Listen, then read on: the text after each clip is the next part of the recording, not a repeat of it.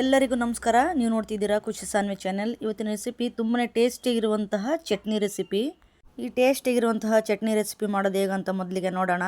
ಇಲ್ಲಿ ನಾನು ಒಂದು ಕಡಾಯಿಗೆ 5 ರಿಂದ 6 ಟೇಬಲ್ ಸ್ಪೂನ್ ಎಣ್ಣೆ ಹಾಕ್ಕೊಂಡಿದ್ದೀನಿ. ಎಣ್ಣೆ ಬಿಸಿಯಾದ ನಂತರ ನಾನಿಲ್ಲಿ ನಾಟಿ ಟೊಮೊಟೊ ತೊಗೊಂಡಿದ್ದೀನಿ. ಉಳ್ಳಿ ಟೊಮೊಟೊ ತುಂಬಾ ಟೇಸ್ಟಿಯಾಗಿರುತ್ತೆ. ಉಳ್ಳಿ ಟೊಮೊಟೊ ಇಂದ ಮಾಡೋದ್ರಿಂದ ನಿಮ್ಮ ಮನೆಯಲ್ಲಿ ಆ್ಯಪಲ್ ಟೊಮೊಟೊ ಇದ್ದರೂ ಕೂಡ ನೀವು ಮಾಡ್ಕೋಬೋದು. ಎಣ್ಣೆ ಬಿಸಿಯಾದ ನಂತರ ಟೊಮೊಟೊ ಉದ್ದುದಾಗಿ ಕಟ್ ಮಾಡಿಕೊಂಡು ನಾನು ಸೇರಿಸ್ತಾ ಇದ್ದೀನಿ. ಇದನ್ನು ನೀಟಾಗಿ ಮಿಕ್ಸ್ ಮಾಡ್ಕೋಬೇಕಾಗುತ್ತೆ.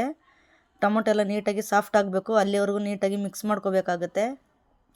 ಹಾಗೆಯೇ ಇಲ್ಲಿ ನಾನು 2 ಗಡ್ಡೆ ಬೆಳ್ಳುಳ್ಳಿ, 2 ಮೀಡಿಯಮ್ ಸೈಜ್ ಈರುಳ್ಳಿ ಚಿಕ್ಕದಾಗಿ ಕಟ್ ಮಾಡಿ ಇಟ್ಕೊಂಡಿದ್ದೀನಿ. ಇವೆರಡು ಪದಾರ್ಥನೂ ಟೊಮೊಟೊ ಜೊತೆ ಸೇರಿಸ್ಕೋಬೇಕಾಗುತ್ತೆ. ಇದೆಲ್ಲನೂ ಒಮ್ಮೆ ನೀಟಾಗಿ ಮಿಕ್ಸ್ ಮಾಡ್ಕೋಬೇಕು. ಟೊಮೊಟೊ, ಈರುಳ್ಳಿ, ಬೆಳ್ಳುಳ್ಳಿ ಎಲ್ಲ ನೀಟಾಗಿ ಸಾಫ್ಟ್ ಆಗಬೇಕು, ಅಲ್ಲಿವರೆಗೂ ಮಿಕ್ಸ್ ಮಾಡ್ಕೊಳ್ಳಿ. ಇದಾದ ನಂತರ ಒಂದು ಸ್ವಲ್ಪ ಕೊತ್ತಂಬರಿ ಸೊಪ್ಪನ್ನ ಹಾಕೋಬೇಕಾಗುತ್ತೆ.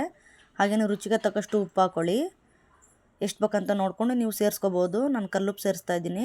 ಹಾಗೆಯೇ ಒಂದು ಸ್ವಲ್ಪ ಅರಿಶಿನ ಪುಡಿ ಹಾಕ್ಕೊಳ್ಳಿ, ಒಂದು ಅರ್ಧ ಟೇಬಲ್ ಸ್ಪೂನು. ಇದನ್ನು ಒಮ್ಮೆ ನೀಟಾಗಿ ಮಿಕ್ಸ್ ಮಾಡ್ಕೋಬೇಕಾಗುತ್ತೆ.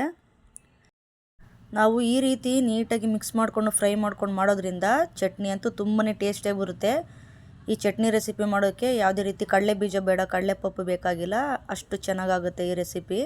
ಹಾಗೆಯೇ ಅರ್ಧ ಟೇಬಲ್ ಸ್ಪೂನ್ ಖಾರದ ಪುಡಿ, ಒಂದು ಅರ್ಧ ಟೇಬಲ್ ಸ್ಪೂನ್ ಸಾಂಬಾರು ಪುಡಿ, ಹಾಗೆಯೇ ಒಂದು 2 ಟೇಬಲ್ ಸ್ಪೂನು ತೆಂಗಿನಕಾಯಿ ತುರಿನ ಸೇರಿಸ್ತಾ ಇದ್ದೀನಿ. ಇದು ನಮ್ಮ ನೀಟಾಗಿ ಮಿಕ್ಸ್ ಮಾಡ್ಕೊಳ್ಳಿ. ಈ ಟೊಮೊಟೊ ಚಟ್ನಿ ರೆಸಿಪಿ ಅಂತೂ ತುಂಬಾ ಕ್ವಿಕ್ ಆ್ಯಂಡ್ ಈಸಿಯಾಗಿ ಆಗುತ್ತೆ. ಹಾಗೆಯೇ ಅತಿ ಕಡಿಮೆ ಸಮಯದಲ್ಲಿ ಆಗುತ್ತೆ. ಟೈಮ್ ಅಂತೂ ತುಂಬಾ ಸೇವ್ ಆಗುತ್ತೆ.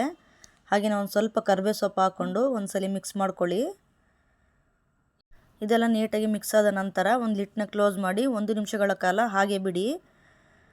ನೋಡ್ತಾ ಇರ್ಬೋದು ಎಷ್ಟು ಚೆನ್ನಾಗಿ ಸಾಫ್ಟಾಗಿ ಆಗಿದೆ. ಕರೆಕ್ಟಾಗಿ ರೆಡಿಯಾಗಿದೆ ಅಂತ ಅರ್ಥ. ಸೈಡಲ್ಲೆಲ್ಲ ಎಣ್ಣೆ ಬಿಡ್ತಾ ಇದೆ, ಇದು ರೆಡಿಯಾಗಿದೆ ಅಂತ ಅರ್ಥ.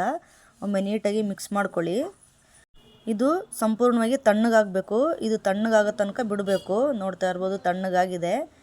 ಇದನ್ನು ಒಂದು ಮಿಕ್ಸಿ ಜಾರಲ್ಲಿ ಹಾಕ್ಕೊಂಡು ನಾವು ತರ್ತರಿಯಾಗಿ ರುಬ್ಕೋಬೇಕಾಗುತ್ತೆ. ಒಂದು ಸ್ವಲ್ಪ ನೀರನ್ನ ಸೇರಿಸ್ಕೊಂಡು ನಾವು ರುಬ್ಕೋಬೇಕಾಗುತ್ತೆ. ನೋಡ್ತಾ ಇರ್ಬೋದು ರುಬ್ಬಿದ್ದೀನಿ. ಈ ರೀತಿಯಾಗಿ ನಾವು ರುಬ್ಕೊಂಡ್ರೆ ಸಾಕು.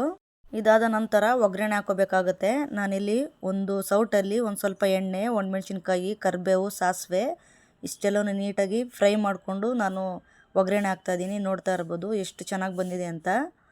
ಒಂದ್ಸಲ ಇದನ್ನು ಒಮ್ಮೆ ನೀಟಾಗಿ ಮಿಕ್ಸ್ ಮಾಡ್ಕೊಳ್ಳಿ. ಕೇವಲ 5 ನಿಮಿಷದಲ್ಲಿ ಮಾಡಿರುವಂತಹ ಚಟ್ನಿ ರೆಸಿಪಿ ರೆಡಿನೇ ಆಗೋಗುತ್ತೆ. ತುಂಬಾ ಈಸಿಯಾಗಿ ಆಗೋಗುತ್ತೆ ಈ ಚಟ್ನಿ ರೆಸಿಪಿ. ತುಂಬಾ ಟೇಸ್ಟಿಯಾಗಿರುತ್ತೆ.